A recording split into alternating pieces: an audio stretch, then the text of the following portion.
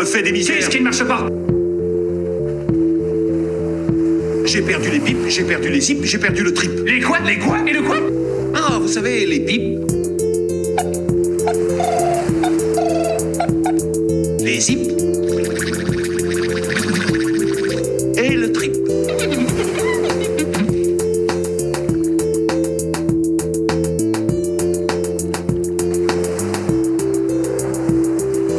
Y a pas que ça qui l'a perdu. Bonjour et bienvenue sur Bip Zip Trip, un podcast que je partage avec mon frère Benjamin qui vit actuellement au Québec. Moi c'est Mathilde et j'habite en France. Bonjour Benjamin. Bonjour. Comment vas-tu ? Bah écoute, on est retourné un peu à la routine du temps normal, quoi, on va dire. À la librairie, Ouais. c'est le rush de Noël. Eh oui. Trudeau a fait un cadeau à tous les Canadiens dernièrement. Il a supprimé l'équivalent de ce qu'on appelle en France la TVA. Il a supprimé la taxe fédérale sur certains produits, dont les livres, les jeux jeunesse et les jouets. Ça booste les ventes, donc on est très contents. En plus de ça, il y a une grève de la Poste. La fameuse. Ouais, qui est en train de sévir depuis quelques semaines maintenant. Ça va faire presque un mois. Donc les gens commandent plus du tout en ligne parce que ça arrivera pas, quoi. Donc il y en a beaucoup qui viennent à la librairie boutique pour venir acheter leurs cadeaux de Noël, ce qui fait qu'on a de très grosses ventes et on est très fiers et très contents. Merci la Poste, en conclusion. Force à la grève. Oui. Ils sont en train de renégocier, je crois, leur convention collective. D'accord. Bon bah force à eux, hein. Ouais, je leur souhaite de réussir à avoir ce qu'ils veulent. Dans mon petit village, ça fait le petit piquet de grève juste à côté de la librairie. La Poste est à côté de la librairie. Ah mais d'accord. Et ils sont dans la neige, ils sont ouais. Ah oui, il neige là, ça y est. Ouais, carrément, il neige. Ah, en même temps, quelle question, on est mi-décembre. Oui, non, mais ça a mis du temps à venir la neige. Mais là, elle est là. Ah oui. Donc c'est cool. Ok. Donc et toi, ta petite vie, alors raconte-moi tout. Bah écoute, rien de particulier, je crois, de mon côté. J'ai repris la routine aussi après les vacances. Rien de sensationnel. Pas de petits voyages, de petits trucs. Pas depuis août, non. J'ai pas eu de vacances depuis août. Okay. Bah beaucoup de spectacles, parce que j'adore les spectacles. Qui c'est que t'as vu? Oh là là, tu me lances là-dessus, attends, j'adore. Je suis allée voir Patrick Fury. Yeah, rock and roll. Yeah. Ma devise, c'est de ne jamais refuser un spectacle. Maman et sa copine Nathalie, qu'on salue parce qu'elle nous écoute, elles voulaient aller voir Patrick Fury. Et elles m'ont proposé, j'ai dit bah oui. Et franchement, j'ai passé un chouette moment. D'accord. Et elles se sont, éclatées. Et c'était trop beau de les voir s'amuser toutes les deux. Donc franchement, c'était trop bien. Trop bien. Ça se danse bien, Patrick Fury? Oui, bah tu te dandines, quoi. Ouais, parce que Patrick Fury, c'est surtout la voix, en fait. Ah, par contre, ouais, voix incroyable, ouais. Mais il y a quand même des airs entraînants. Il a bien performé, c'était sympa. Et voilà, elles sont revenues toutes contentes. Donc j'étais contente pour elles. D'accord. En novembre, je suis allée voir Alien, un chanteur-rappeur nîmois que j'aime bien, qui est pas très connu. Du coup, il était à la Marquise, là où on était allé voir Émile Bilodeau et Lisa Leblanc. Oui. Donc trop bien, trop bonne ambiance, c'était vraiment bien. Et après, 2 semaines après, j'ai fait Eddie de Préto. Nice. À l'Altony Garnier, donc trop bien aussi. Voilà, sinon non, rien de particulier. Ok, petite vie quotidienne, quoi. Voilà, c'est ça, la petite routine. Aujourd'hui, on parle d'un autre film de notre enfance, Ouais. qui est La Guerre des boutons, mais pas n'importe lequel. Celui de 1962, réalisé par Yves Robert, qui est un réalisateur de comédie des années 60, 70 et même 80. C'est lui qui a réalisé, par exemple, Le Grand Blond avec une chaussure noire, avec Pierre Richard. Donc il a fait des grands classiques, mais son premier grand classique, du coup, c'est La Guerre des boutons, qui est une adaptation d'un roman de Louis Pergaud, auteur franc-comtois qui a écrit ce livre en 1912. C'est du vieux et du encore plus vieux. Et oui, c'est ça. Alors, si on fait un résumé assez succinct, c'est à chaque sortie d'école, les enfants de 2 villages rivaux, donc Longevernes et Velleran, se font la guerre. Alors qu'ils viennent de faire un prisonnier, le chef des Longevernes, le braque, a l'idée de lui retirer tous les boutons. S'ensuit une escalade de faits de guerre enfantins entre les 2 factions. Yes. Un film avec des enfants qui se font la guerre dans une petite campagne française des années 60. C'est ça. Est-ce que tu as apprécié ton revisionnage ? Ouais, tout à fait. Je sais que je l'avais revu il y a 2 ans de ça. Avant ça, je l'avais pas vu du tout depuis des années et des années. Puis là, je l'ai revu cette semaine et ouais, je trouve que ce film est beau, il est bien joué par les enfants. Il y a de très belles réflexions dedans. Je pense que c'est un film foncièrement anti-guerre qui parle de l'enfance et je le trouve très cool. Et toi? J'ai aussi adoré, alors moi pour le coup ça faisait vraiment je pense peut-être 10 ans que je l'avais pas vu, voire plus. Et j'ai adoré, j'ai retrouvé des noms en fait qui me paraissaient tellement familiers, des visages aussi qui me paraissaient tellement familiers. Oui, c'est vrai. Comme tous les films là qu'on a vus, il y a une musicalité dans les répliques. Oh bah oui. Parce qu'on les a entendus en boucle. D'autant plus que là, t'as un bon accent de la bonne France profonde des années 60, du coup, c'est ça? Oui, tout à fait, 62. Les répliques, là, j'en ai noté quelques-unes, mais rien que voleur de facteur, tu sais, les trucs comme ça. Oui. Mais les ronds comme un boudin, enfin, tu vois, des trucs comme... C'était vraiment... Si j'aurais pas venu, la grande classique. Le classique. Ah bon, bien sûr, si j'aurais pas venu.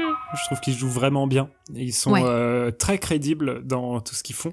Et pourtant, tu sais, j'ai regardé un peu la fiche technique du film et il y en a peu qu'on refait des films après. D'accord. Ils sont vraiment convaincants à tous les niveaux, ces enfants. Mais carrément. Qu'est-ce que t'en as de souvenirs d'enfance de ce film-là? Je trouvais le Braque hyper charismatique. Je pense que, voilà, j'avais un petit crush sur le Braque, honnêtement. Non, carrément.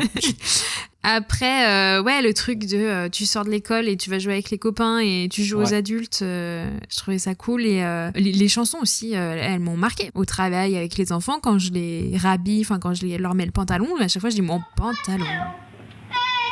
Mais il est rond comme un boudin.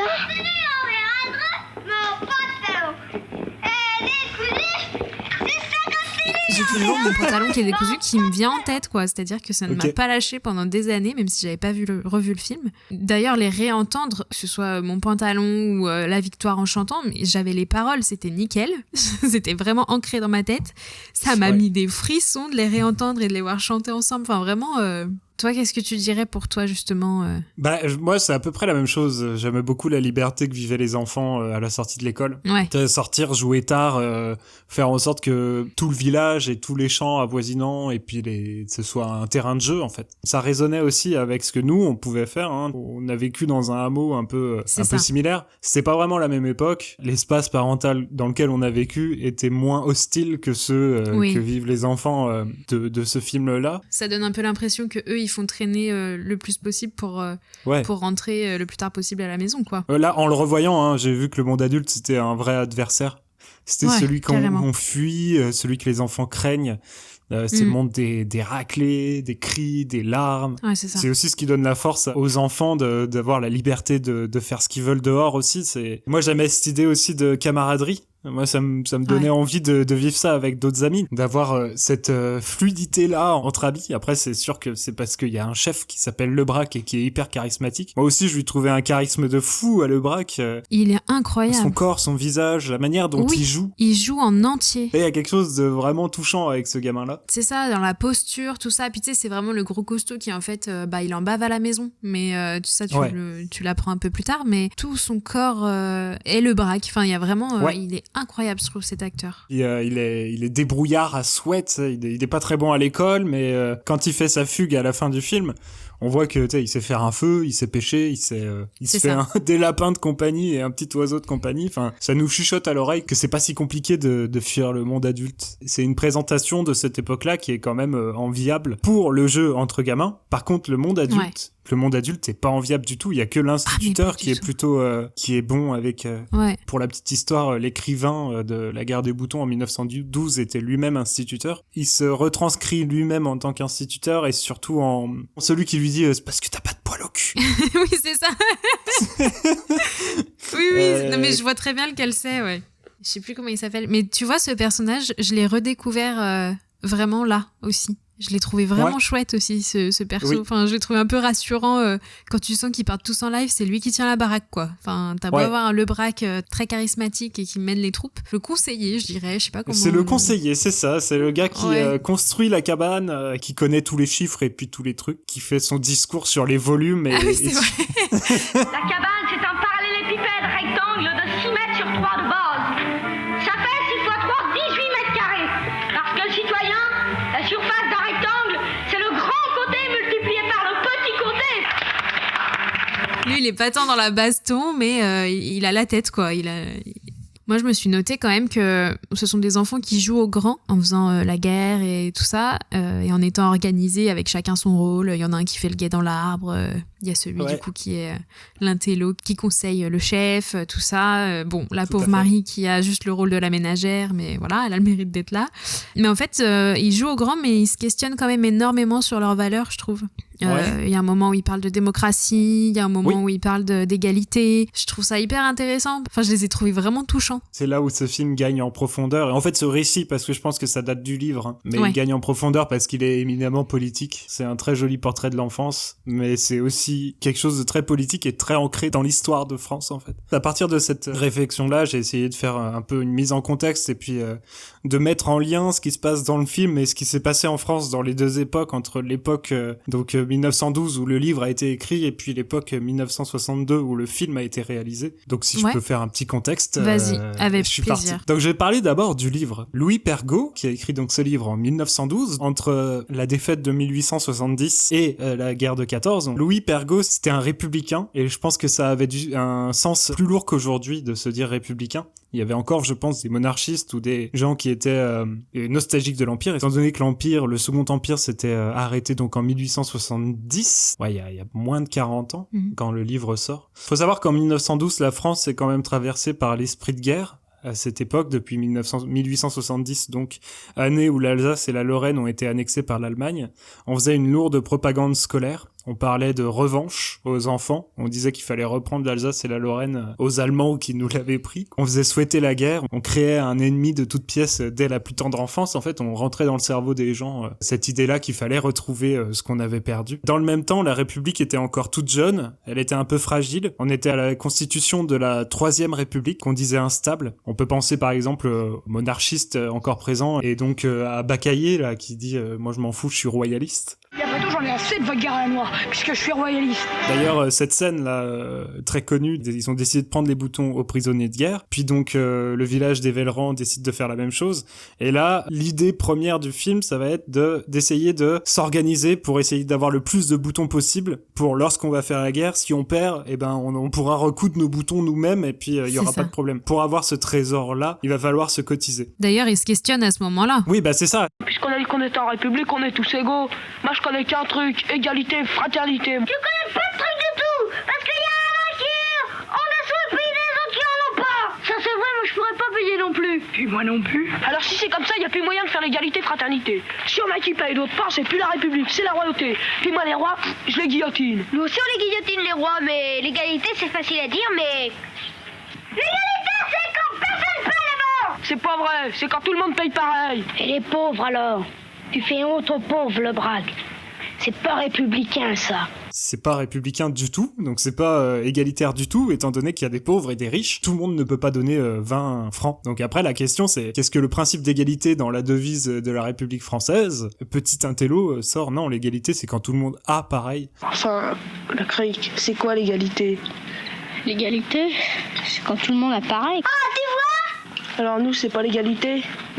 Donc là, à partir de ce moment-là, ils décident d'essayer de se faire leur propre argent, qui n'a rien à voir avec leur argent de poche, en allant chasser, en allant pêcher, en allant cueillir des champignons et en vendant tout ça pour pouvoir se faire son petit coin collectivisé de boutons et puis de fils pour pouvoir... Et donc là, ils décident de faire une cabane dans laquelle ils mettraient leur trésor. Et puis... Il y en aura pour tout le monde, chacun son boulot. C'est ça l'égalité.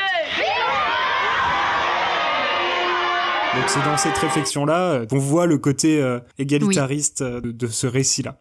J'ai pas lu le livre, mais dans le film, on décèle un peu tout ça. Une fascination pour la guerre, la mobilisation générale accrochée à la porte des toilettes, toutes les scènes un peu centrales sur la République, les pauvres et l'égalité, c'est un vrai discours socialiste, donc c'est ce que je disais. Ouais. Donc voilà, on est en 1912, on comprend pourquoi ce texte est écrit comme ça. Donc en 1962, Yves Robert reprend le récit et le retranscrit dans les années 60. C'est assez intéressant parce qu'on est dans une période un peu différente, mais pas tout à fait. La France, elle est encore marquée par la guerre dans les années 60. La Seconde Guerre mondiale vient de se terminer il y a 20 ans de ça, donc les parents des enfants l'auraient vécu. 1962, c'est aussi la fin de la guerre d'Algérie et des conflits de la fin de l'empire colonial français. Je veux aussi revenir à cette scène-là, donc de la collectivisation et puis de comment on va pouvoir s'émanciper en essayant de faire en sorte qu'on ait un trésor commun, collectivisé. Je veux revenir en 1945, à la fin de la guerre, le Conseil national de la résistance met en place la sécurité sociale. C'est une période donc de collectivisation qui fait date à l'époque et qui est assez unique, qui est comme une anomalie dans l'économie française, c'est dû au Parti communiste. En 1962, je rappelle, le Parti communiste français faisait encore 22% aux élections législatives. C'est plutôt énorme pour l'époque. C'est le seul moment où ça arrive. Après, il y aura toutes les désillusions dues à l'URSS et tout ça. On a aussi ça, là, cette idée de collectivisation, cette idée de... On va essayer d'avoir un truc, un pot commun de boutons et de choses pour quand ça va pas, eh ben, on se servira dedans, peu importe ce qui se passe et peu importe combien d'argent t'as dans ton compte et combien de... Je veux revenir aussi sur la scène de lynchage de Baccaillé, donc le royaliste. Qui change de camp, en fait. Ouais, c'est ça. En gros, il va trahir en allant leur dire où est la cabane pour que les Vellerans puissent détruire la cabane des Longevernes. Le chef des Vellerans arrive avec un tracteur et puis défonce toute la cabane. Et là, ils se retrouvent tous dans un petit hall et ils savent que c'est Baccaillé qui a trahi. Puis là, il va y avoir une scène donc de lynchage assez violente. Ils vont le fouetter. Chacun leur tour. Ça fait un peu penser au collabo, ce qu'on a fait au collabo à la Libération. Je pense que ça résonne aussi là-dedans, là, cette manière dont il y a eu du lynchage collectif sur les gens qui avaient collaboré avec l'Allemagne nazie. Que ce soit 1912 ou 1962, La guerre des boutons retranscrit l'époque dans laquelle ils sont. Et en outre, c'est un beau film bien français, dans ce qu'il raconte en filigrane de l'histoire de France. Oui, et ça, c'est quelque chose qu'on saisissait peut-être, enfin, je sais pas toi, mais moi, je le saisissais absolument pas quand j'étais plus petite et qu'on le regardait. Enfin, du coup, là, il y a vraiment ce truc où tu te dis, waouh, enfin, vraiment le genre de film où tu peux regarder enfant et adulte et tu vois deux choses très différentes. Ouais, tout à fait. Est-ce que t'as vu les nouveaux films qui sont sortis? J'en avais vu un, il me semble, à l'époque où c'était sorti. Alors, j'étais pas allée au cinéma, mais je crois pas. Mais j'en avais vu un des deux, je saurais plus dire lequel. Peut-être celui avec Guillaume Canet, parce que c'est le seul dont je me souviens. Mais j'ai pas un souvenir...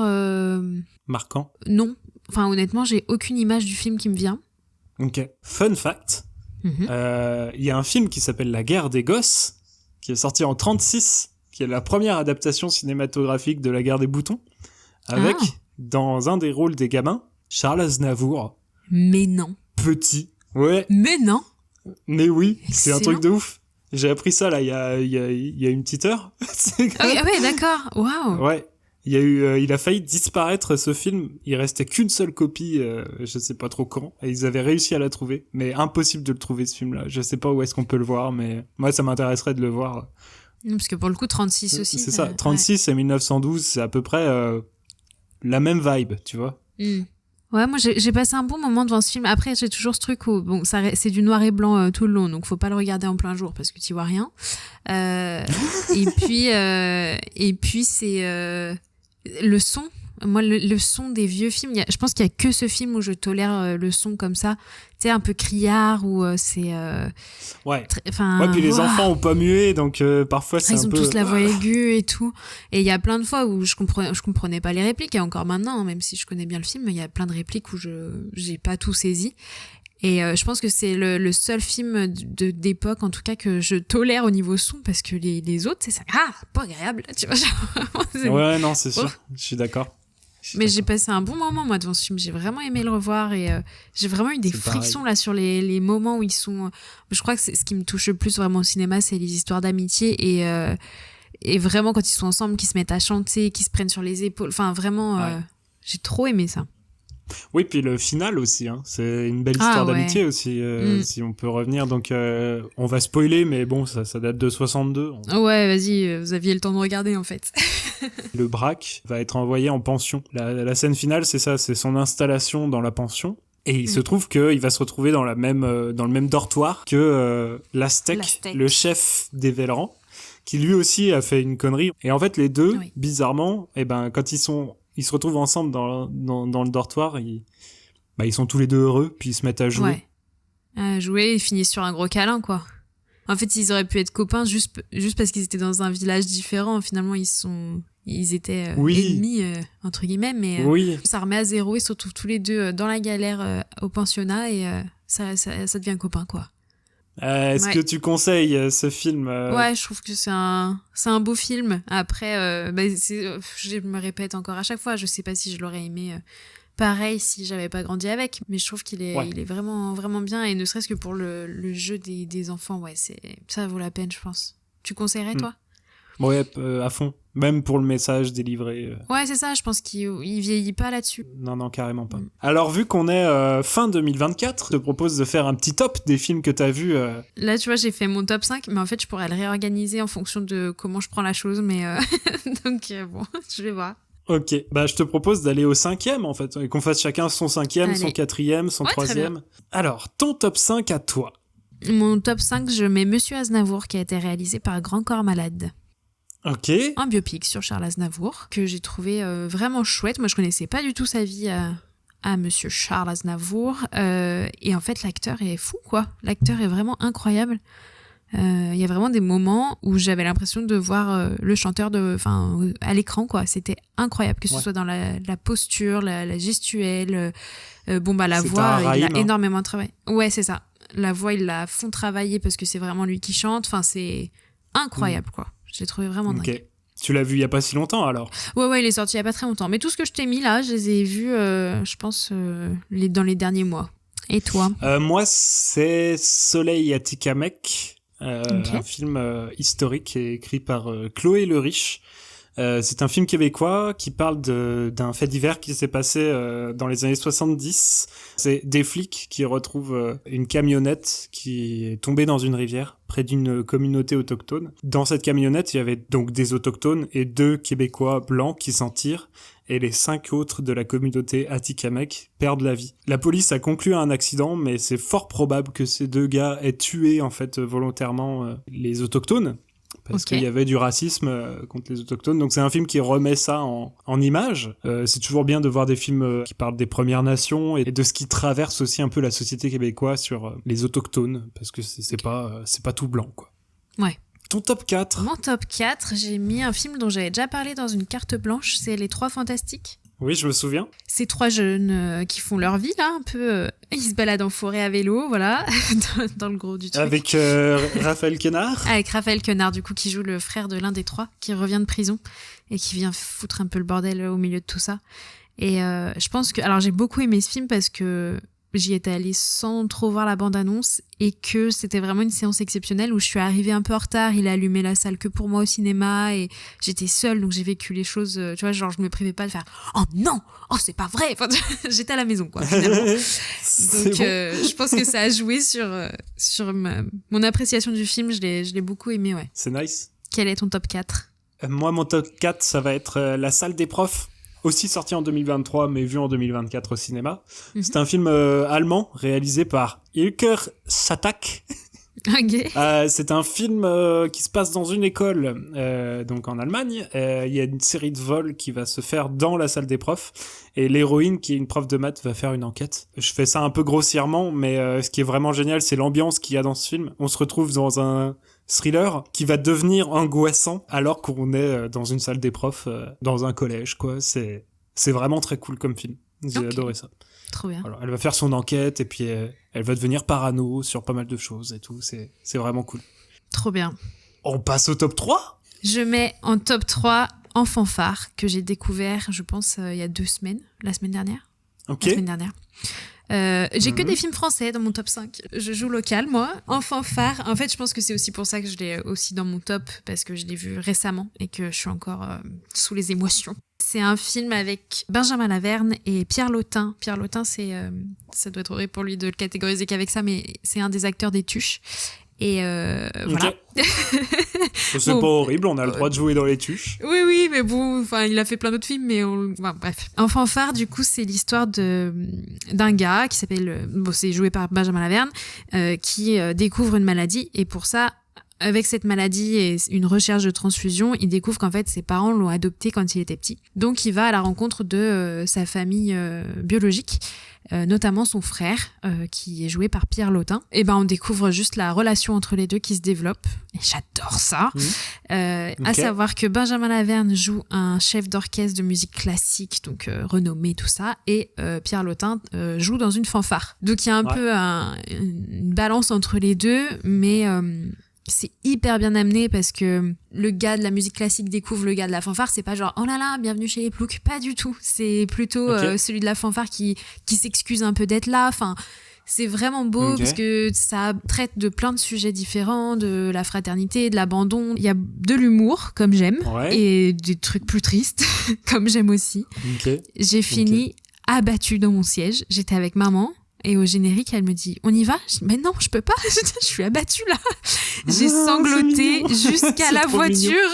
Jusque dans la voiture, j'ai sangloté Ok. dans les rues du village comme ça. Je me sentais obligée de préciser, oh là là, quel film, parce que j'arrêtais pas de pleurer. Donc, C'est trop mignon. je trouve qu'il est, il est modeste, il est chouette, qu'il faut se laisser porter quoi. Et je me suis vraiment laissé porter pour le coup. Enfant phare, donc. c'est En beau. fanfare, ouais. Et c'est vrai que moi j'ai pris cette habitude d'aller voir un film juste parce qu'il y a Benjamin Laverne. Et voilà, bon, ça marche encore visiblement, donc je continuerai. Est-ce que t'as vu le discours? Oui, j'ai vu le discours. Ah, il est cool le discours. Mais Benjamin Laverne est incroyable. Je crois que je pourrais faire une carte blanche sur cet acteur. Je trouve que ce soit en comédie, en drame, il marche partout, quoi. Il fonctionne tout le temps, ce gars. Ok. Quel est ton top 3 à toi? Mon top 3, donc en 2024, j'ai vu La Zone d'intérêt, autre délire. Là, on est dans un film de Jonathan Glazer, un réalisateur anglais, qui a décidé de faire un film sur les camps de concentration. Donc là, on n'est pas vraiment dans un sujet bien fun. Sauf que l'intérêt de ce film, La Zone d'intérêt, c'est de ne jamais montrer les camps. Ils sont toujours en hors-champ. On entend... Mais j'en ai entendu De quoi parler dans le podcast cinéma que j'écoute. Ouais, je l'ai trouvé brillant, ce film-là. Donc on suit une famille, c'est la famille des Huss, encore des Allemands, dans le mauvais chapitre de leur histoire. Donc t'as cette famille-là qui vit à côté du camp de concentration. Ils font leur petite vie, ils essayent d'avoir une vie parfaite. Ils sont très fiers de leur maison, de leur jardin, ils font des petites soirées, des petits trucs, mais vraiment, leur maison est à côté au mur d'Auschwitz. Effectivement, t'as des gens qui vivent leur petite vie, mais reste quand même que, à travers tout ça, t'as quand même le son de l'horreur qui se passe et que tu vois jamais. Et j'ai l'impression que ça parle aussi de notre société actuelle maintenant aussi, c'est-à-dire que on vit notre vie, on fait des podcasts ciné, on fait des trucs et il y a des choses horribles qui se passent dans le monde, on les entend pas, on les voit pas, mais elles sont là. C'est assez puissant comme Et on film. en a connaissance. Est-ce que les voisins dans ce film, du coup, ont connaissance de l'existence de ces camps? Oui, le chef de famille, c'est le directeur du camp de concentration. Ah, ok. C'est pour ça qu'ils vivent à côté, en fait. C'est ça. J'avais oublié de le dire, mais oui, c'est ça. C'est le chef du camp de concentration. Ils sont tous OK là-dessus, tu sais. Et l'actrice, c'est Sandra Hüller. C'est l'actrice qui joue dans aussi un super film qui est sorti en 2023, Anatomie d'une chute. Ah oui, ok. C'est une actrice allemande qui est vraiment extraordinaire. Moi, je suis très très fan de cette dame-là. Et là encore, en tant que matriarche nazie, elle est incroyable. Jonathan Glazer, il avait pas sorti de film depuis, je pense, plus de 10 ans. Parce que moi, le film d'avant qu'il avait fait, je l'ai vu aussi, qui était très chouette avec Scarlett Johansson, qui s'appelait Under the Skin. Aussi un film presque expérimental, où t'as Scarlett Johansson qui joue une extraterrestre sur Terre. Et c'est des scènes vraiment particulières et incroyables aussi à découvrir, Under the Skin. Ok. Mais voilà, c'est ça. Ok. Et Birth, voilà. Il avait fait Birth avec Nicole Kidman. Ok. Nicole Kidman, dans ce film-là, elle joue une femme qui perd son mari. Et des années après, il y a un enfant qui vient la voir et qui lui dit « Je suis ton mari ». Très, très gênant, Sophie. Très gênant, mais très cool aussi. Ok. Ah oui, Voilà. ok. Je vois bien le délire. Ton top 2 J'ai mis La nuit se traîne, qui est un film avec Romain Duris. Je me suis dit, je vais aller Pour voir. l'instant, j'ai vu aucun de tes films. Olé. Donc de base, moi j'y suis allée juste parce qu'il y avait Romain Duris. J'adore faire ça. Aller voir un film juste parce qu'il y a des acteurs que j'aime bien. Et c'est un film belgeo-français. Voilà. Tiens, je vais regarder s'il n'y a pas un petit résumé, ce sera plus facile à expliquer. Ce soir-là, Madi, étudiant le jour et serrurier la nuit, voit sa vie basculer quand il ouvre la mauvaise porte et devient accidentellement complice d'une affaire de grand banditisme. Au cœur d'une ville en pleine ébullition, Madi n'a qu'une nuit pour se tirer d'affaire et retrouver la trace de Claire, celle qui a trahi sa confiance. Le compte à rebours est lancé. Ouais, en gros, il ouvre la porte en tant que serrurier à une meuf qui... C'était pas son appartement. Donc Romain Duris, le grand bandit, lui met le couteau sous la gorge en disant « Bah, t'as une nuit pour retrouver la fille, sinon je te tue, quoi. » Et il est vraiment bien. Du coup, ça m'a fait découvrir une vieille musique de Petula Clark qui s'appelle La nuit n'en finit plus, parce que du coup elle est jouée de temps en temps dans le film et je l'adore Voilà. Ok. Et le jeu d'acteur est fou. Le jeune, je sais pas s'il a fait d'autres films, mais il est incroyable. Il y a un moment où, pour l'anecdote, le personnage vomit. Et tu sais, je me dis, putain, comment ils ont fait? Ça fait vraiment pas mal et tout. Tu sais, je sais qu'il y a des techniques un peu pour... Et je me dis, Pas mal, le comment vomi. ils ont fait? Pas mal le vomi, bien voulu me jouer. Moi qui ai l'expertise vomi au cinéma. Et en fait, j'ai vu dans une interview qu'il a vraiment vomi. Il s'est vraiment fait vomir pour la scène. Et ça m'a Ok. à la fois répugnée et j'ai adoré, quoi. Je me suis dit, Ok. waouh, l'investissement. C'est pour ça qu'il est dans ton top 2? C'est pour Non, le c'est vomi. pas pour le vomi. Mais Oh. non, mais c'est que j'ai passé un bon moment au cinéma où ouais, t'es un peu tenu en haleine comme ça. Et en fait, j'ai adoré parce que j'y suis allée pour Romain Duris. Mais en fait, tous les autres, je les connaissais pas. Et tous les autres, j'étais là, faut que je le suive lui aussi de près. Tu vois, genre, j'adore comment Ok. elle joue elle aussi. Ok, je vais chercher qui c'est. Enfin voilà, donc voilà. Non, j'ai beaucoup Nice. aimé ce film. Ouais, il était sympa. Trop bien. Ton top 2 à toi? Moi, mon top 2, c'est un film d'animation qui s'appelle Flo, le chat qui n'avait pas peur de l'eau, je pense, c'est ça Ok. le titre. Donc, un film d'animation qui vient de Lettonie. Le réalisateur est letton. C'est une coproduction, donc Lettonie, France, Belgique. C'est l'histoire d'un petit chat qui vit dans un monde où il y avait des humains, mais il y en a plus. C'est un peu la nature avec des petits vestiges de civilisation humaine. Il vit sa petite vie de petit chat qui a un peu peur, et puis à un moment, il y a une montée des eaux soudaine, et là, il va devoir essayer de survivre. Il va monter dans une barque où il va croiser une sorte de ragondin, un lémurien, des grands oiseaux, puis ils vont voguer jusqu'à une sorte d'endroit. C'est un peu abstrait. Du moins, tu sais pas trop ce que ça raconte, surtout qu'il y a aucune parole dans ce Non, mais c'est film-là. ça, j'en ai entendu parler, il me semble. Je sais plus Mais où, mais... il est beau! Ouais. Il est beau, ce film! Il est vraiment beau visuellement. Les mouvements du chat sont impressionnant de vérité. Vraiment, je conseille à tout le monde d'aller le voir. Je pense que c'est un super film à montrer aux enfants. Les enfants peuvent être réceptifs à des histoires qui finalement ne sont pas très très très compréhensibles de bout en bout, Oui. mais rester réceptifs de toute façon. Ça, il y a des choses que même moi dans ce film-là je comprends pas trop. La fin, j'ai du mal à l'interpréter. Mais reste que quand même c'est un super film qui parle un peu d'amitié, qui parle de surmonter ses peurs, et puis ce petit chat il est vraiment incroyable, et moi je me suis pris une belle claque devant ce film là, voilà. Et ton top 1 alors? Mon top 1, je vais quand même dire Le Comte de Monte Cristo, parce que j'ai beaucoup aimé. Y a pas à dire, en fait, c'est du beau cinéma français. C'est assez peu original, il a bien cartonné cette année, et moi j'ai plongé dedans. Les 3 heures sont passées à une vitesse folle, et l'image est incroyable, la musique aussi, l'histoire, je la connaissais pas du tout, donc c'était une découverte. J'ai beaucoup aimé, et tu vois, j'avais hésité à le mettre en 3e position et échanger avec En Fanfare, parce que En Fanfare, c'était vraiment, si je le mettais en premier, c'était pour les émotions vécues x1000, tu vois. J'ai eu un peu moins ça, tu vois, j'ai pas pleuré, ou j'étais pas, voilà. Mais il y a quand même ce truc où, c'est un beau film, quoi. C'est vraiment, il mérite son succès, et ouais, j'ai beaucoup aimé Le Comte de Monte Cristo. D'ailleurs, je retourne le voir la semaine prochaine, parce qu'il repasse encore au cinéma. Donc j'y retourne. Nice, t'y retournes, c'est Ouais. parfait. Quel est ton top 1 ?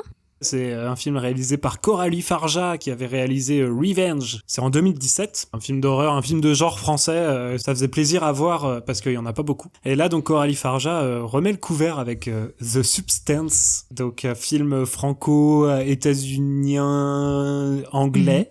C'est avec Demi Moore. C'est l'histoire d'une femme, en fait une star hollywoodienne qui vieillit et qui commence à disparaître de la carte. Elle va découvrir une sorte d'entreprise qui propose de s'infliger une substance qui va faire naître une belle jeune femme à l'intérieur de toi. Tu vas vivre 2 semaines à travers les yeux de cette belle jeune femme, puis revivre 2 semaines à travers les yeux de toi-même vieillissante. Et en fait, le truc, c'est que quand t'es jeune, faut absolument que tu rentres dans ton corps de femme vieille, on s'entend, mais elle est pas si vieille, mais dans le corps de la plus vieille, parce que si tu restes après 3 semaines, la plus vieille vieillit encore plus. Et le problème, c'est il va y avoir un dysfonctionnement, une dissonance entre elle jeune et elle vieille. Incroyable ce film. C'est un super conte de film d'horreur, mais vraiment chouette, et Demi Moore est vraiment génial. La jeune fille est jouée par Margaret Qualley, qui est la fille de Andy McDowell. Je conseille La Substance, un film vraiment surprenant. Pas à mettre entre toutes les mains parce qu'effectivement il y a des scènes vraiment hardcore, mais c'est vraiment très cool sur l'obsolescence dans la société de la beauté d'une femme, sur tout ça. C'est un film très féministe et c'est très chouette. Mais surtout que là, il y avait eu pendant quelques temps une histoire, enfin les femmes plus âgées qui disaient mais arrêtez de prendre des... Enfin, en fait, elles sont transparentes, elles deviennent transparentes à Hollywood, celles qui vieillissent, et j'en avais pas mal entendu parler, donc s'il y a un film là-dessus, c'est pas mal aussi. Parce que... c'est en fait, c'est même Revenge, son premier film, était un peu là-dessus aussi, sur comment se départir de cette image-là hyper sexualisée de la femme. Et là, on est encore vraiment là-dedans, puis ça pousse une coche encore plus loin, c'est ça. Avec de belles références à Brian De Palma, Carré au bal du diable, à Cronenberg, à plein d'autres réalisateurs. Enfin, c'est vraiment hyper riche, ce film-là. Je le conseille à tout le monde. Il est vraiment cool. Si vous avez le cœur bien accroché. Ouais, c'est ça. Au moins tu préviens. À chaque scène, j'étais sur le cul.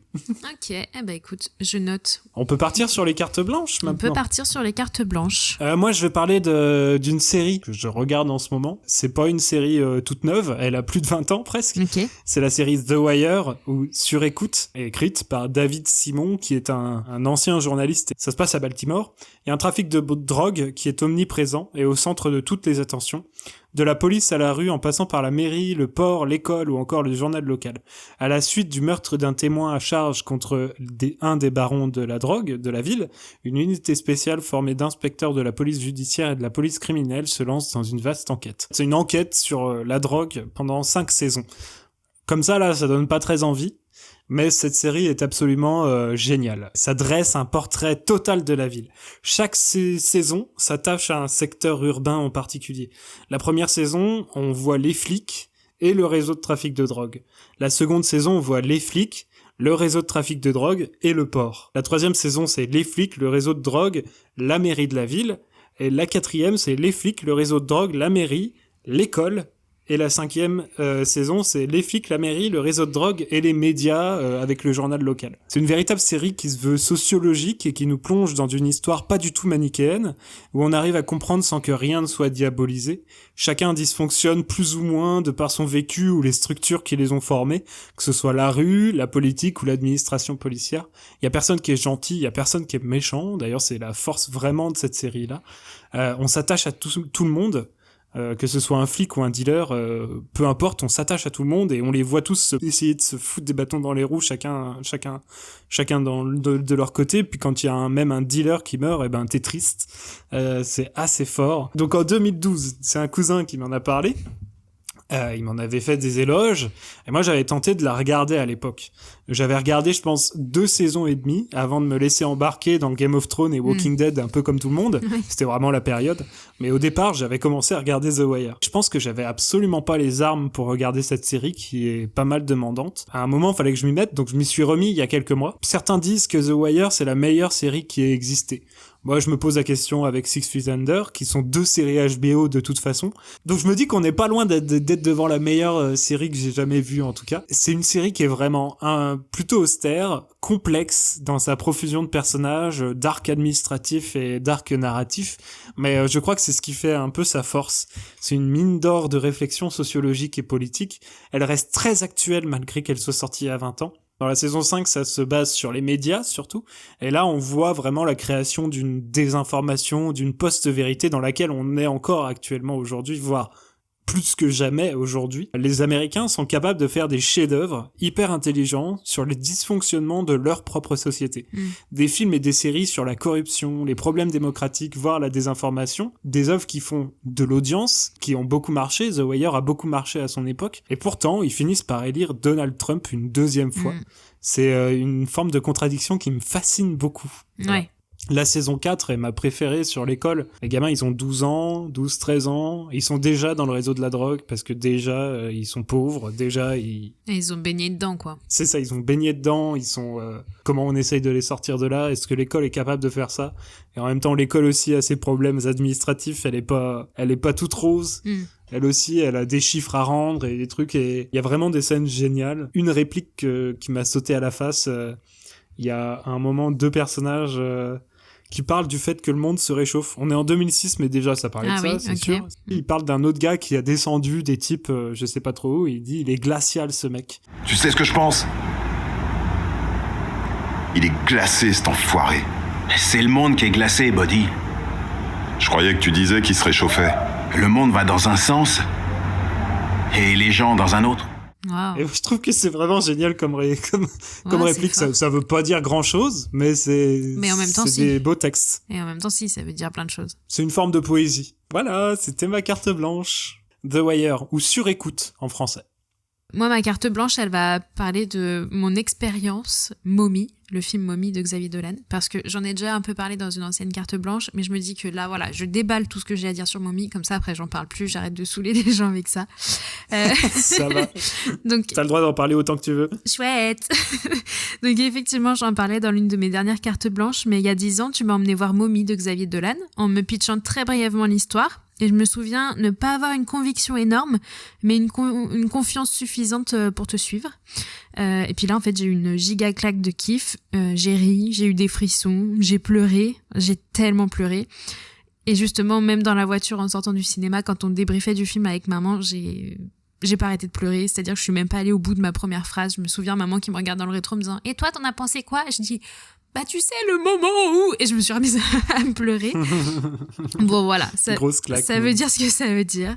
Ça fait 10 ans que je regarde ce film avec mon petit DVD 1 à 2 fois par an, je dirais. À chaque fois que je le lance, je me dis que j'abuse un peu et que je vais finir par m'en lasser. Et je crains même en fait de ne plus vivre les émotions avec la même intensité que la fois d'avant. Mais en fait si, il me saisit à chaque fois. Ce film me touche sur tous les points.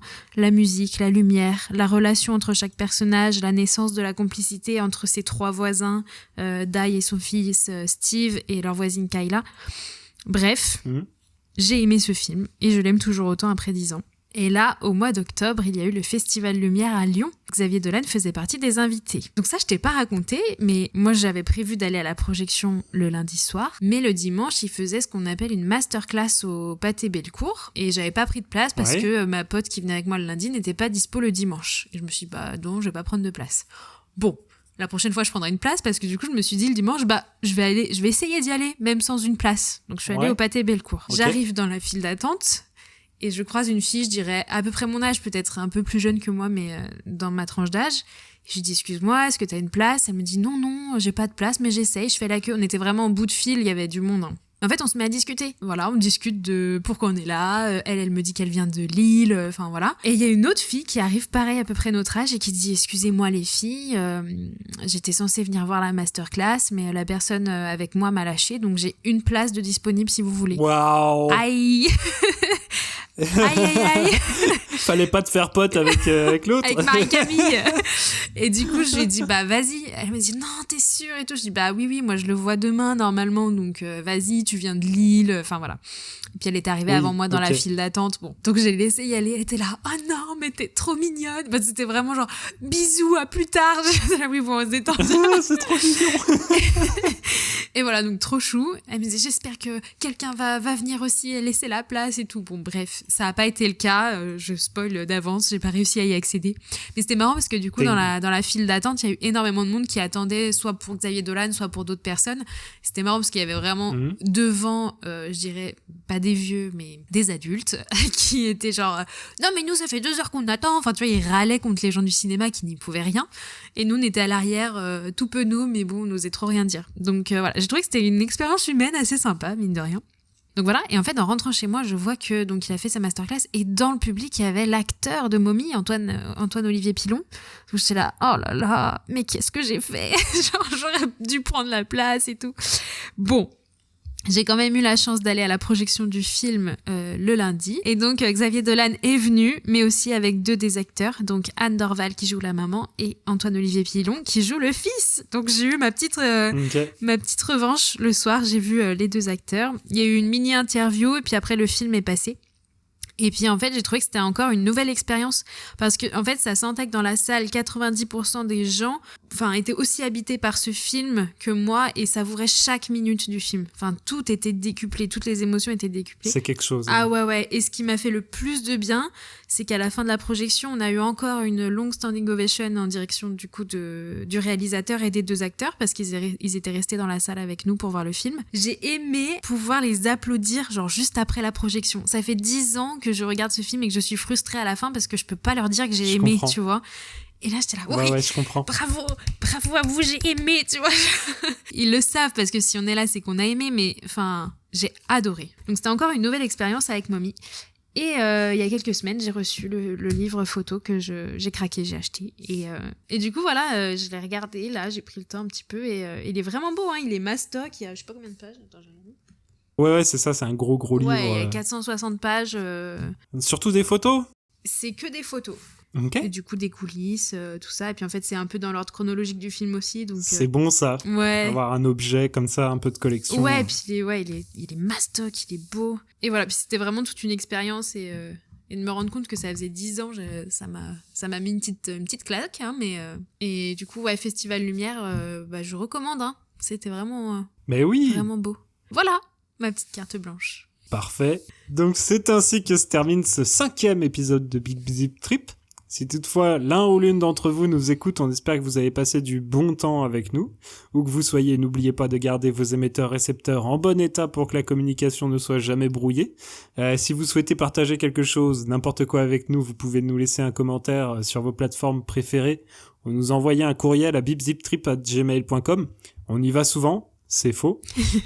On en parle. Mais je suis sur Insta si vous voulez. C'est ça, un petit DM, c'est plus simple. Au milieu simple. des stars qui me répondent. Ça devient un compte très hype. Ah, c'est mon compte rat de stars, vraiment. De toute façon, on en parlera avec grand plaisir lors du prochain épisode.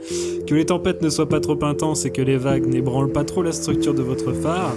On se dit belle fin d'année. Oui. On se retrouve en 2025. Oui, à l'année prochaine.